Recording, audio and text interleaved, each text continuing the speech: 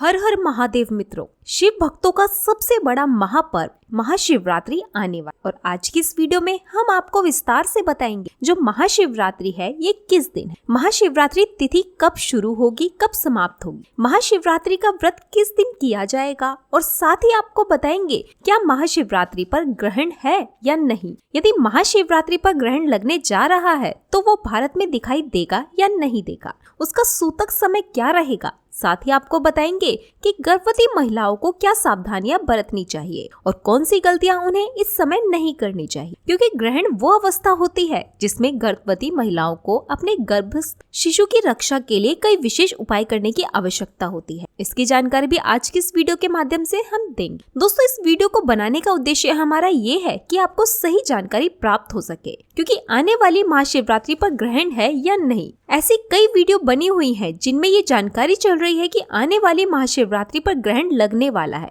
तो आप घबराएं नहीं। आपके इस प्रश्न का सही उत्तर आपको इस वीडियो में जरूर मिलेगा, वो भी पंचांग के आधार पर कि इस महाशिवरात्रि पर कोई ग्रहण लग रहा है या नहीं। साथ ही आपको बताएंगे कि साल 2025 में ग्रहण कब कब लगेगा। तो दोस्तों, वीडियो में आगे बढ़ने से पहले कृपया कमेंट बॉक्स में ओम नमः शिवाय हर हर महादेव अवश्य लिख। मित्रों, महाशिवरात्रि व्रत हर साल फाल्गुन कृष्ण चतुर्दशी को मनाया जाता है। वैसे मित्रों, शिवरात्रि हर महीने आती है जिसे मासिक शिवरात्रि और चतुर्दशी व्रत के नाम से जाना जाता है। इस तरह साल में कुल 12 शिवरात्रि आती है, लेकिन इन सभी में फाल्गुन महीने की शिवरात्रि को महाशिवरात्रि के नाम से जाना जाता है। महाशिवरात्रि का व्रत हिंदू धर्म में सबसे प्रमुख व्रतों में से एक होता है। महाशिवरात्रि के दिन भगवान भोलेनाथ की पूजा की जाती है। महाशिवरात्रि का व्रत रखने से और विधि विधान के साथ शिव की पूजा करने से उत्तम फल की प्राप्ति होती है। वहीं मन चाहे वर के लिए भी महाशिवरात्रि का व्रत बहुत ही लाभकारी माना गया है। शिव जी की आराधना के लिए और कृपा प्राप्त करने के लिए महाशिवरात्रि का व्रत सबसे उत्तम होता है। साल 2025 में फाल्गुन माह 13 फरवरी से शुरू हो जाएगा और ये 14 मार्च तक चलेगा।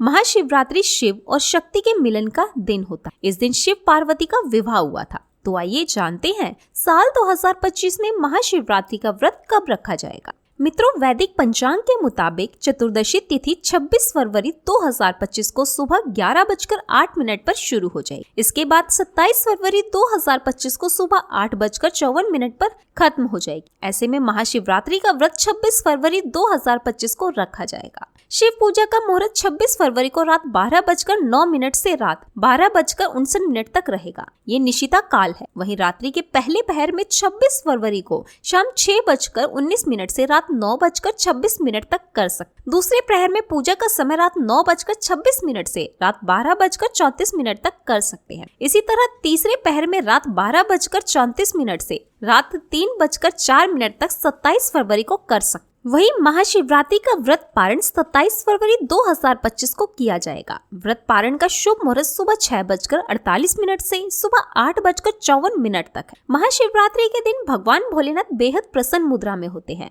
कहते हैं कि इस दिन भोलेनाथ धरती पर जितने भी शिवलिंग हैं, उन सभी में साक्षात रूप से वास करते हैं। इसलिए भक्तों की थोड़ी भक्ति से ही प्रसन्न होकर उनकी मनोकामना पूर्ण कर देते हैं। इस रात में रात्रि जागरण और भजन कीर्तन का बड़ा ही महत्व है। इसलिए महाशिवरात्रि पर 4 पहर की विशेष पूजा और रुद्र अभिषेक भी भक्तजन करवाते हैं। कहते हैं कि इससे अनिष्ट की शांति होती है। और अब ग्रहण की बात करें तो आपको बता दें कि बहुत लोगों का ये सवाल आ रहा है कि आने वाली महाशिवरात्रि पर कोई ग्रहण तो नहीं है, क्योंकि जब भी चंद्र ग्रहण लगता है तो उस समय आपको कुछ विशेष सावधानियां बरतनी चाहिए ताकि चंद्र ग्रहण का कोई भी दुष्प्रभाव आपके आने वाले जीवन पर ना पड़े। क्योंकि जब भी ग्रहण लगता है उसका असर हर जीव जंतु, मनुष्य, यहाँ तक कि राशियों पर भी इसका प्रभाव देखने को मिलता है। और एक बात बता दें कि चंद्र ग्रहण का सूतक काल ग्रहण शुरू होने के 9 घंटे पहले लग जाता है, जो कि ग्रहण के साथ ही समाप्त होता है। दोस्तों, सूतक काल अशुभ समय होता है। इस दौरान भी कई विशेष सावधानियां बरतनी होती हैं। देखिए, सूतक के समय आपको खाना पीना नहीं चाहिए और ना ही ग्रहण के दौरान खाने की अनुमति होती। लेकिन सूतक और ग्रहण का समय काफी लंबा होता है, इसलिए इतने समय तक भूखा रहना सबके लिए संभव नहीं हो सकता। इसलिए ग्रहण का सूतक लगने से पहले अपने खाने की चीजों में कुछ घास या तुलसी पत्ता डाल लेना चाहिए। इससे आपका भोजन ग्रहण के प्रभाव से सुरक्षित रहता है। बस इस बात का ध्यान रखें कि जब ग्रहण समाप्त हो जाए तो खाने की चीजों से ये पत्ते आपको निकाल देने चाहिए और ग्रहण समाप्त होने के बाद ताजा भोजन बनाकर खाना चाहिए। परंतु जो गर्भवती महिलाएं हैं, बुजुर्ग हैं, बच्चे हैं, अगर उन्हें आवश्यकता होती है तो वे ग्रहण के बीच भी खा सकते हैं, क्योंकि गर्भवती गर्भवती महिलाएं अधिक समय तक भूखी ना रहें। उनका जो गर्भस्थ शिशु है उसके लिए हानिकारक हो सकता है। उन्हें समय समय पर कुछ न कुछ खाते रहना चाहिए तो वो खा सकती हैं। इसके अलावा गर्भवती महिलाओं को ग्रहण के समय चाकू या कैंची से काम नहीं करना चाहिए। न ही ग्रहण के समय उन्हें सिलाई बुनाई कटाई करनी चाहिए। अर्थात कुल मिलाकर जो नुकीली चीजें हैं या जो धारदार हथियार हैं उनसे आपको दूर रहना चाहिए। इनका प्रयोग ग्रहण के समय नहीं करना चाहिए। इसके अलावा ग्रहण के समय सोना नहीं चाहिए। ग्रहण के समय में आपको प्रभु भक्ति करनी चाहिए। जितना हो सके भगवान का भजन कीर्तन कीजिए, भगवान के मंत्रों का जाप कीजिए। ग्रहण के समय में हवन पूजा नहीं किया जाता। ग्रहण के समय में देवताओं का आह्वान नहीं किया जाता है। ग्रहण के समय किसी भी प्रकार की पूजा पाठ नहीं की जाती। केवल आप मंत्र जाप कर सकते हैं। भगवान का नाम आप बैठकर कहीं भी ले सकते हैं क्योंकि ग्रहण के समय में मंदिर बंद रहते हैं। अगर आपके भी घर में मंदिर है तो उसको पर्दे से ढक दीजिए। ग्रहण के समय में मंदिर को बंद रखना चाहिए, पर्दा करके रखना चाहिए। ग्रहण के समय भगवान की मूर्ति का स्पर्श भी वर्जित होता है, इसलिए सिर्फ इस समय भगवान का ध्यान करें, धार्मिक पुस्तकों का पाठ करें। आप इस समय रामायण, गीता, सुंदरकांड, दुर्गा सप्तशती, चालीसा आदि पढ़ सकते हैं। या मोबाइल पर अगर कुछ देखना है तो वो आप धार्मिक वीडियोस देख सकते हैं, धार्मिक कथाएं सुन सकते हैं। इसके अलावा गर्भवती को ग्रहण के संपर्क में आने से बचना चाहिए। यदि ग्रहण का समय चल रहा है तो आप बाहर ना निकलें। आपको ग्रहण देखना भी नहीं चाहिए, इससे आपके होने वाले शिशु को नुकसान पहुंच सकता है। इसके अलावा ग्रहण समाप्त होने के बाद पूरे घर की साफ सफाई कीजिए। अच्छे से गंगा जल डालकर स्वयं स्नान कीजिए, भगवान को स्नान कराएं, भगवान की पूजा कीजिए और उसके बाद ताजा भोजन बनाकर खाना चाहिए। दोस्तों, ग्रहण के बाद दान करने से कई गुना लाभ प्राप्त होता है, इसलिए चंद्र ग्रहण समाप्त होने के बाद सफेद चीजों का दान करें, साथ ही अन्न, वस्त्र और धन का दान करें। इससे आपको शुभ फलों की प्राप्ति होती है। अब बात करते हैं कि जो महाशिवरात्रि है उस दिन ग्रहण है या नहीं, क्या पंचांग में ग्रहण का वर्णन है या नहीं। तो आपको बता दें कि जो इस बार की महाशिवरात्रि है वो 26 फरवरी 2025 को है, तो उस दिन तो कोई भी ग्रहण नहीं है। बता दें कि साल 2025 में कुल 4 ग्रहण लगने वाले हैं, जिसमें से 2 सूर्य ग्रहण है और 2 चंद्र ग्रहण। दोस्तों,